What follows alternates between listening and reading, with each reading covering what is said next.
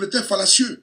On va soulever, comment dirais-je, enfariner les gens, et il veut déstabiliser le pays. Damana Picasso a voulu attaquer la Côte d'Ivoire, mais face, n'est-ce pas, aux accusés, et même ne reconnaît pas Damana Picasso comme étant la personne qui a financé leur œuvre de déstabilisation. C'est d'avoir un point fort. Mais malgré ça, hier ou avant-hier, ils ont été convoqués au tribunal, Damana Picasso et quoi, Justin et autres, et celle qui fait le drone. Vous savez quoi? On leur dit que le procès est reporté au 6 février. C'est le cas des Soul. Chaque fois qu'il va au tribunal, on lui dit, bon, c'est dans le mois de décembre. Quand il va en décembre, on dit non, c'est dans un mois, en janvier. Janvier, on dit non, que c'est en mars. C'est-à-dire qu'il ne faut que rallonger parce qu'il n'y a rien dans le dossier, le dossier est vide. On doit arrêter cette hémorragie-là. C'est dans ça que nous sommes. C'est nous qui devons expliquer aux Ivoiriens. On n'a pas le temps à perdre. Je n'ai pas de salive à gaspiller, les gars.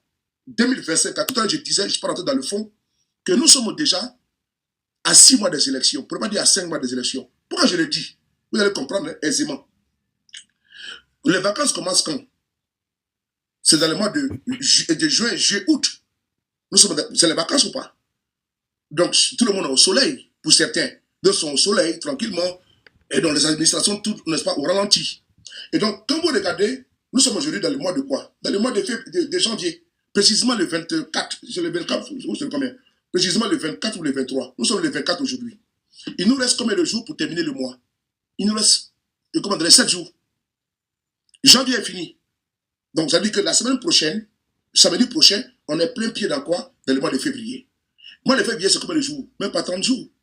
Bon, si on va sur la base que dans le mois de juin, c'est les vacances déjà. Donc, prenons février.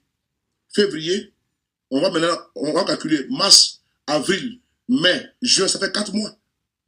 Ça fait 4 mois déjà. On est dans les vacances. Et donc, septembre, c'est la rentrée scolaire. Souvenez-vous. N'oubliez pas ça. Ne croyez pas que c'est comme ça. C'est une ligne droite. Non. Les élections ont commencé déjà. Les élections ont commencé déjà. C'est maintenant qu'on doit convaincre les Ivoiriens. Si on n'a pas mis ce calendrier-là dans notre tête et puis on pense que octobre est loin, octobre n'est pas loin. Les élections ont commencé déjà. Et donc, quand on fait ce calcul-là, des mois de mars, je me mets dans le mois de février déjà. Donc, mars, avril, mai, juin. Il nous reste 4 mois. Donc, juin, juillet, août, là, c'est les vacances. Vous connaissez, c'est les vacances. D'autres vont au village, d'autres vont partir, et ainsi de suite. Maintenant, en septembre, là, il y a la rentrée, on dit non, les élections présidentielles. Vous avez vu? Élections présidentielles. Et paf, en octobre. Donc, le calendrier est trop coincé, trop corsé. On n'a pas le temps. Chaque seconde, chaque minute, tu comptes, les gars. On doit courir. On ne doit pas rester. C'est-à-dire que si tu fais un panel là, pas des élections, il faut sensibiliser les Ivoiriens. Parce qu'on est plein pied dedans. 2020, c'était hier. Si on vous dit qu'on est en 2025, qui pourrait croire? On est en 2025 là. Donc, pour chuter, quand j'explique ça, voilà pourquoi tout à l'heure je disais qu'on est déjà à quelques mois des élections, à 4 à 5 mois des élections. Oui. Et j'enlève juillet, août dedans. Et juin, c'est le mois des vacances. C'est le mois où les gens sont pieds par terre, les pieds dans l'eau, pardon. Et donc les gens sont avec en train de siroper, ils sont enracinés mafia partout. Il n'y a pas de quelqu'un comme ça d'aller faire les élections, on va te dire non, laisse-moi, moi je ne suis pas dans la politique. Vous connaissez les discours. Et ils vont saper le moral des Ivoiriens. Pour dire non, élection, il ne faut pas donner ta vie, n'est-ce pas, à la mort. Hein. On ne faut pas te sacrifier pour les hommes politiques. Ce discours farfelu, ce discours, n'est-ce pas, comment dirais-je, idiot, sera propagé, mais nous serons là pour contrer cela. On a pris tous les arguments, on a des arguments pour convaincre les Ivoiriens, pour dire que le changement, c'est pour eux. Voilà, ce n'est pas à nous de nous battre pour eux, c'est à eux également de se battre pour leur quotidien, pour leur bien-être. Si pour le bien de pour leur bien-être et pour le bien de leur famille et leurs enfants et petits-enfants. Ce n'est pas les chrétiens qui viennent ici, comment dirais-je, sur nos panels pour nous dire, il ne faut pas tenir compte d'eux, parce que eux, c'est des enfants maudits, c'est des âmes damnées, d'après Franck Fanon. Donc, on n'a pas besoin de ces âmes damnées-là. Et ils n'ont absolument rien compris. Les salonniers, les gens qui sont couchés dans la maison, n'est-ce pas, de leur papa, qui ne comprendraient des idiots, des moutons, des abrutis, des débiles, qui suivent, n'est-ce pas, bêtement un individu qu'on appelle Draman Ouattara. Frères de sœurs, c'est dans cette optique-là, le président Gbagbo a fait une sortie hier, et vous avez tous écouté, où le président Gbagbo dit que le pays est en paix. Mais il est étonné, parce que vous n'oubliez pas qu'ils ont des services de communication. ils embauchent des firmes qui payent à coups de millions pour policer leur image, pour faire leur communication. Vous êtes des volontaires. Parce qu'au-delà même de ceux qui sont sur les panels, qui sont payés, qui sont des fonctionnaires, qui sont commis pour la propagande, il y a un individu que vous connaissez, il est un officiel du RDR, lui, il est commis pour la propagande, il est nommé pour faire la propagande sur les panels. Vous le voyez, n'est-ce pas, en train de mouiller le maillot partout, en train de, voilà, il est sur les panels H24, parce qu'il est payé pour ça. Vous n'êtes pas payé pour ça. Et mieux, ils ont des services de communication officiels, étatiques. Et tous les ministères ont des services de communication. Pour couronner le tout, ils vont maintenant prendre des services de communication dans les pays européens pour venir policer leur image. On a vu avec Denis Ouattara, Alassane Ouattara. Et donc, on aura à faire face à nous une des grosses machines de communication. Mais si ces machines de communication vont dérouler le compresseur, on va pas s'en sortir. Parce qu'on va se perdre. Si maintenant on n'arrive pas à comprendre que nous sommes dans une année électorale et qu'il faut se concentrer sur l'essentiel et de ne pas se perdre en conjecture, sur les débats, n'est-ce pas, secondaires, pas des puérils. Mais qu'est-ce que nous on a compris? Ce qu'on a compris n'est pas dans le jeu. Je prends le premier point du président Gbagbo Laurent que je vous demande ici d'écouter attentivement. C'est important parce que ça nous permet de ne pas d'édifier les uns les autres. On est en campagne électorale, on n'a pas le temps. Voilà, on doit partir vraiment pas de course. On n'a pas le temps. On doit courir. Le gourou, on doit courir avec eux. Si on ne court pas avec eux, c'est pas bon. Donc on doit courir avec eux pour qu'ils comprennent que nous avons compris les enjeux. On ne va pas envoyer les gens nous distraire. Voilà. On ne va pas envoyer les gens nous distraire. On ne va pas envoyer les gens nous perdre le nord, le fil conducteur de notre combat. Celui qui tombe dans ce piège-là, c'est que toi-même tu étais danger même pour toi, mais tu es un danger permanent pour toi et pour la collectivité. On va écouter cette vidéo. Écoutez ici. On va écouter le Woody de Mama. Et là-haut, le grand patron, voilà. Tapotez, tapotez.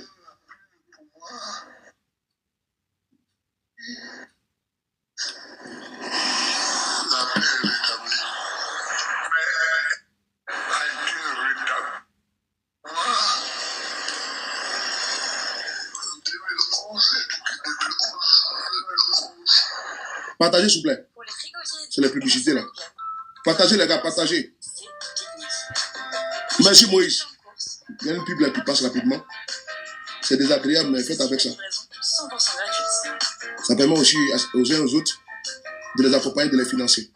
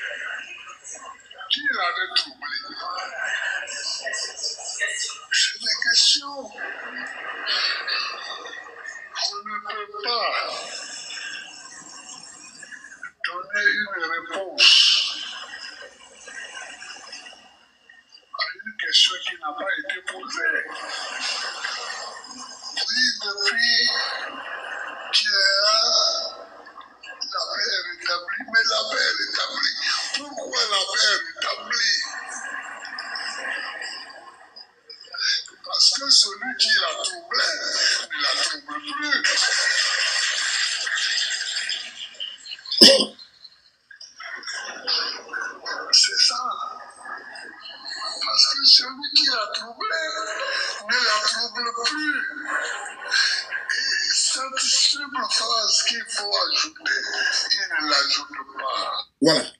Le président Gbagbo vous explique ici que la paix est venue, mais celui qui trouvait la paix là, c'est Alassane Draman Ouattara. Mais les gens ne rajoutent pas cela. Mais ils vont vous dévier de votre sujet de prédilection afin de pouvoir vous perdre. Ne vous perdez pas. Ne perdez pas les frites. Nous sommes déjà dans les élections présidentielles.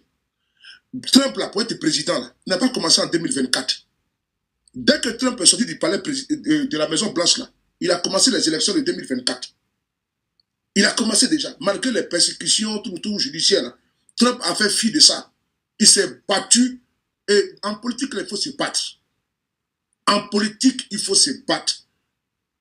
Et Trump, il est l'illustration parfaite. Il faut se battre en politique. Il ne faut jamais abandonner.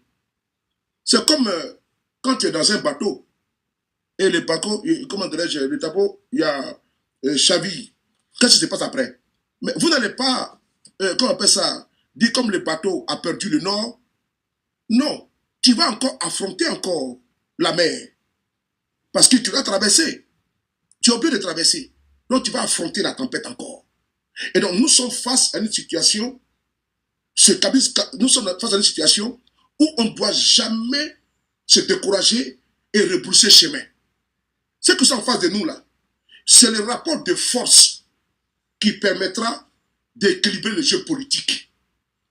On ne doit pas marcher face au pas du RDR. C'est nous, on doit être les guides. Je m'explique. L'opposition de Côte d'Ivoire là, doit imposer au régime RDR sa démarche politique. Parce qu'un exemple, j'ai bien aimé la sortie de Picheri Balé. Quand elle parle de l'opposition, elle interpelle. Parce qu'entre nous, on ne se parle même pas. On se tire dessus à boulet rouge. D'autres ont des adversaires cachés. Mais est-ce que vous pensez qu'on peut arriver à bout d'un pouvoir qui est assis aujourd'hui, depuis maintenant 15 ans? Mais on ne déloge pas comme ça un dictateur. On ne déracine pas comme ça un régime. Parce qu'ils ont déjà mis les tentacules dans l'armée, dans la police, dans la gendarmerie, dans l'administration. Vous pensez que c'est Ouattara seul qu'on doit enlever au pouvoir? Non. Parce que vous regardez que Ouattara Athémé n'est pas en Côte d'Ivoire, mais allez-y prendre le pouvoir.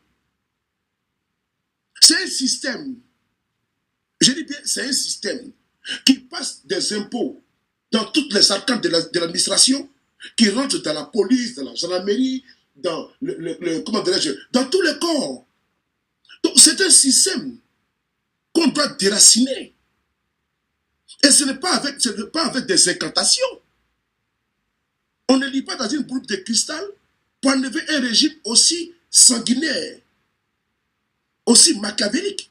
Parce qu'ils ont comment dirais-je, ils ont tellement étudié Nicolas Machiavel, le prince, et donc ils savent comment il faut, comment dirais-je, il faut manipuler le peuple, comment il faut conserver le pouvoir. Mais les 48 lois du pouvoir, quand vous lisez ça, mais ça vous édifie également. De Robert Greene. Vous pensez que le pouvoir ça se donne comme ça? Vous pensez qu'ils vont perdre les intérêts qu'ils ont aujourd'hui? Les prestiges, les privilèges qu'ils ont aujourd'hui? Les passeports diplomatiques et tout ça qu'ils ont? L'argent coule à flot, l'or et les diamants qu'ils ont? Vous pensez que les papiers toilettes qui commandent aux États-Unis, puisque la fille de Kanda Kamara, elle s'est illustrée là-bas, comment dirais-je,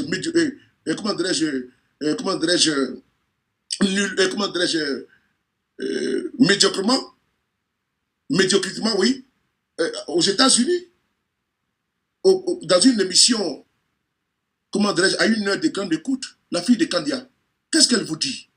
Elle vous dit que sa mère, Kandia Kamisoko Kamara, quand elle veut aller aux toilettes, quand sa fille dit que c'est public, que la vidéo est sur YouTube, vous tapez la fille de Kandia Kamara, vous allez voir la vidéo, elle est habillée en rouge. Elle vous dit que elle là, on dit, mais qu'est-ce qui te dérange? Elle dit que quand elle va en Côte d'Ivoire, en Afrique, voir sa maman et ses parents, sa maman lui demande seulement d'envoyer les papiers de toilette des États-Unis.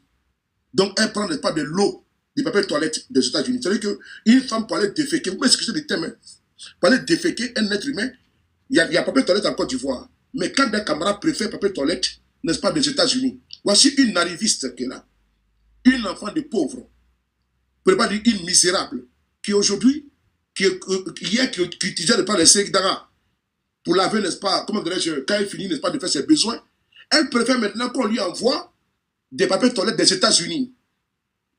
Pourquoi? Parce qu'aujourd'hui, elle est au pouvoir. La jouissance du pouvoir, l'usufruit du pouvoir, la puissance du pouvoir. Oui, les gains du pouvoir, les privilèges du pouvoir. Vous pensez qu'ils ont aujourd'hui une cuillère en or dans leur gueule? Ils ont les beefsteaks, ils ont les tartares, ils boivent du runard. Vous pensez que ceux-là, ils vont laisser le pouvoir comme ça? Mais les gars, vous rêvez. Mais ils sont prêts à décapiter ici, comme ils l'ont fait. Ils sont prêts à décapiter comme ils l'ont fait en 2020. Mais vous devez savoir que vous devez les affronter à tous les niveaux. Dites bien à tous les niveaux. Tout ce qui va vous opposer, vous devez être à mesure de riposter. Que ce soit intellectuel, que ce soit verbal. Vous devez riposter à la hauteur, n'est-ce pas, de l'individu, de votre vis-à-vis. C'est de ça qu'il s'agit. On n'est pas dans un bon bisounours. On n'est pas là pour se cajoler. C'est un monde dur et de coriace. On n'est pas là pour tergiverser, pour tâtonner. On est en 2025.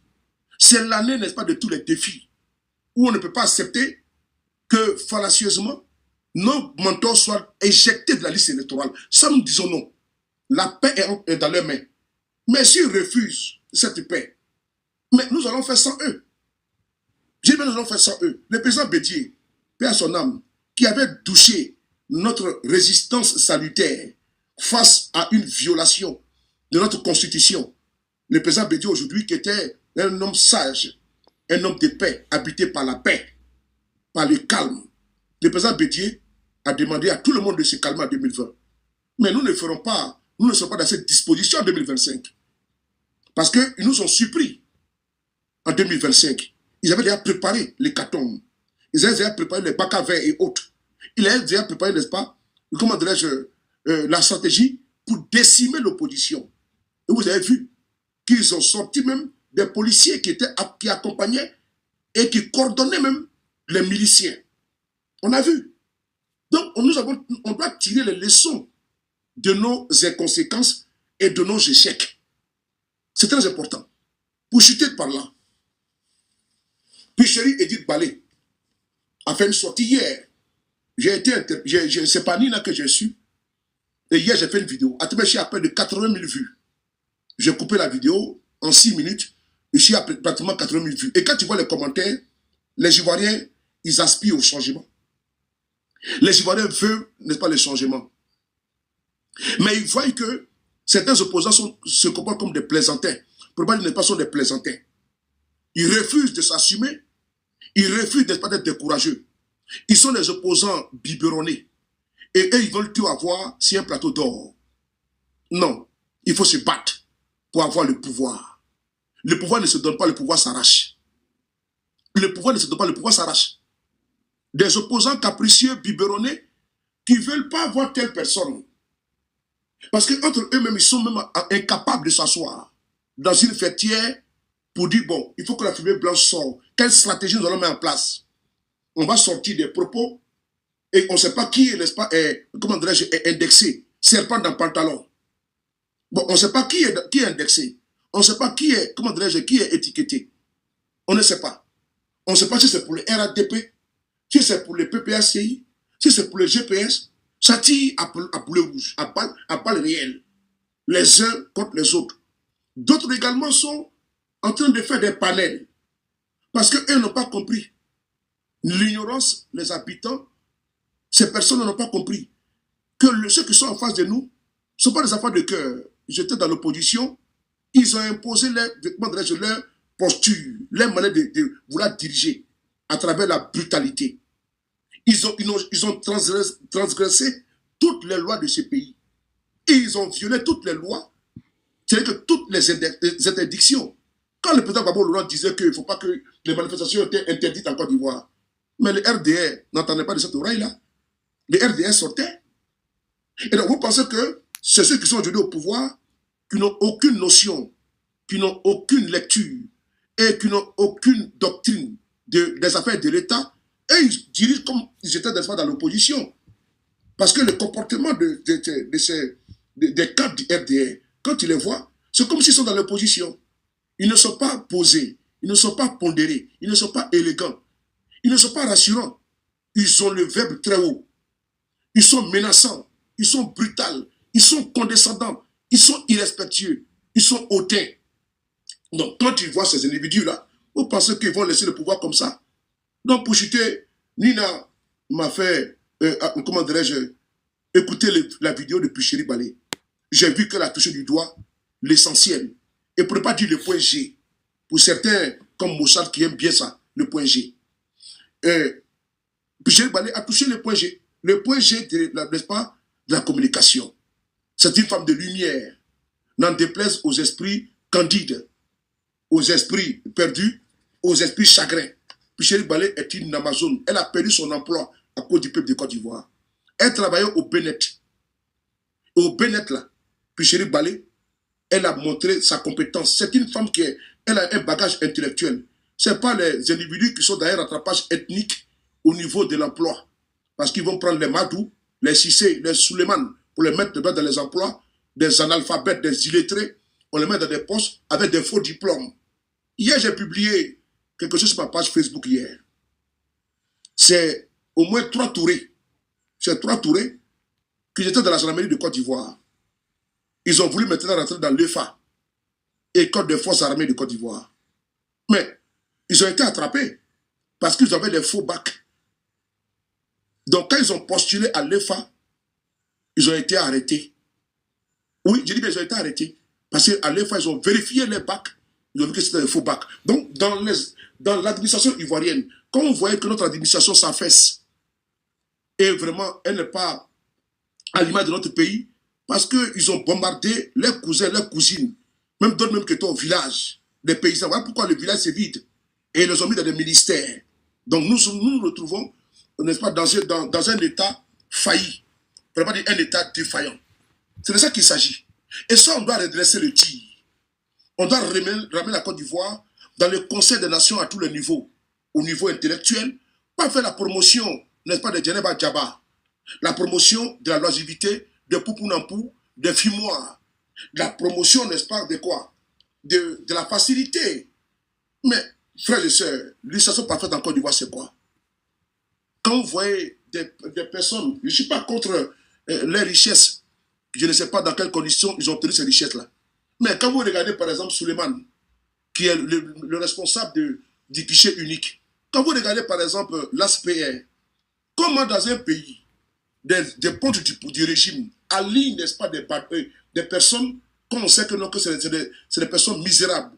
Mais si on les aligne comme du bétail, et puis on leur donne les 50 et les 500, les 1000 francs, les sacs de riz, du sucre, et n'est-ce pas, des pâtes et de l'huile, c'est que la Côte d'Ivoire, il y a une pauvreté, il y a une misère. C'est-à-dire qu'eux-mêmes, ils vous montrent que la Côte d'Ivoire va mal. La distribution de l'argent, des billets de banque, des sacs de riz, que font, la distribution, pardon, que font certains cas du RADP, ça prouve que la Côte d'Ivoire ne va. Parce que si un État était fort, c'est les structures d'État qui accompagnent l'État, ces structures-là, ça dit que l'État délègue et ça permet d'avoir ce qu'on appelle les assistances sociales. Quand une personne est dans une situation délicate, elle peut se diriger vers une assistance sociale qui peut l'aider dans sa situation administrative, dans sa situation financière, dans sa situation sociale ou dans sa situation sanitaire. C'est important. Mais on se retrouve avec une posture dans un pays où c'est des cadres du parti au pouvoir qui vont dans des endroits et qui sont obligés de sortir des enveloppes, de grosses enveloppes pour distribuer. Parce que les Ivoiriens ont faim. Les Ivoiriens souffrent. Et donc, ça illustre parfaitement comme des fois, eux-mêmes, s'ils étaient arrivés à donner du boulot et à mettre les Ivoiriens à l'abri du besoin, du minimum même d'ailleurs, ils n'en seraient pas en train de distribuer des billets de banque dans tous les coins de rue, parce que dans tous les coins de rue d'Abidjan et à l'intérieur du pays, c'est la misère qui écume, c'est la misère qui couvre et c'est la misère que l'on voit. C'est un fait. Et personne ne va venir, n'est-ce pas, nous nier cela. Sauf si cette personne-là est dans le déni ou bien est dans la falsification. Vous avez voulu écouter Picheri Balé, on va l'écouter ensemble. Et j'interpelle vous tous d'être attentifs. Et ce message de cette dame m'a beaucoup touché. J'ai vu que ce qu'elle a dit, c'est le signe. Même d'autres même qui étaient au village, des paysans. Voilà pourquoi le village c'est vide. Et ils les ont mis dans des ministères. Donc nous nous retrouvons, n'est-ce pas, dans un état failli. On ne peut pas dire un état défaillant. C'est de ça qu'il s'agit. Et ça, on doit redresser le tir. On doit ramener la Côte d'Ivoire dans le Conseil des Nations à tous les niveaux. Au niveau intellectuel, pas faire la promotion, n'est-ce pas, de Djeneba Djaba. La promotion de la longévité, de Poupounapou, de Fimois. La promotion, n'est-ce pas, de quoi? De la facilité. Mais, frères et sœurs, l'initiation parfaite en Côte d'Ivoire, c'est quoi? Quand vous voyez des personnes, je ne suis pas contre les richesses, je ne sais pas dans quelles conditions ils ont obtenu ces richesses-là. Mais quand vous regardez par exemple Suleiman, qui est le responsable du guichet unique, quand vous regardez par exemple l'ASPR, comment dans un pays, des pontes du régime alignent, n'est-ce pas, des personnes, quand on sait que non, que c'est des personnes misérables. Mais si on les aligne comme du bétail, et puis on leur donne les 50 et les 500, les 1000 francs, les sacs de riz, du sucre, et n'est-ce pas, des pâtes et de l'huile, c'est que la Côte d'Ivoire, il y a une pauvreté, il y a une misère. C'est-à-dire qu'eux-mêmes, ils vous montrent que la Côte d'Ivoire va mal. La distribution de l'argent, des billets de banque, des sacs de riz, que font, la distribution, pardon, que font certains cas du RADP, ça prouve que la Côte d'Ivoire ne va. Parce que si un État était fort, c'est les structures d'État qui accompagnent l'État, ces structures-là, ça dit que l'État délègue et ça permet d'avoir ce qu'on appelle les assistances sociales. Quand une personne est dans une situation comme délicate, elle peut se diriger vers une assistance sociale qui peut l'aider dans sa situation administrative, dans sa situation financière, dans sa situation sociale ou dans sa situation sanitaire. C'est important. Mais on se retrouve avec une posture dans un pays où c'est des cadres du parti au pouvoir qui vont dans les endroits et qui sont obligés de sortir des enveloppes, de grosses enveloppes pour distribuer. Parce que les Ivoiriens ont faim. Les Ivoiriens souffrent. Et donc, ça illustre parfaitement combien de fois, eux-mêmes, s'ils étaient arrivés à donner du boulot et à mettre les Ivoiriens à l'abri du besoin, du minimum même d'ailleurs, ils n'en seraient pas en train de distribuer des billets de banque dans tous les coins de rue, parce que dans tous les coins de rue d'Abidjan et à l'intérieur du pays, c'est la misère qui écume, c'est la misère qui couvre et c'est la misère que l'on voit. C'est un fait. Et personne ne va venir, n'est-ce pas, nous nier cela. Sauf si cette personne-là est dans les dénis ou bien est dans la falsification. Vous avez voulu écouter Picheri Balé, on va l'écouter ensemble. Et j'interpelle vous tous d'être attentifs. Et ce message de cette dame m'a beaucoup touché. J'ai vu que ce qu'elle a dit, c'est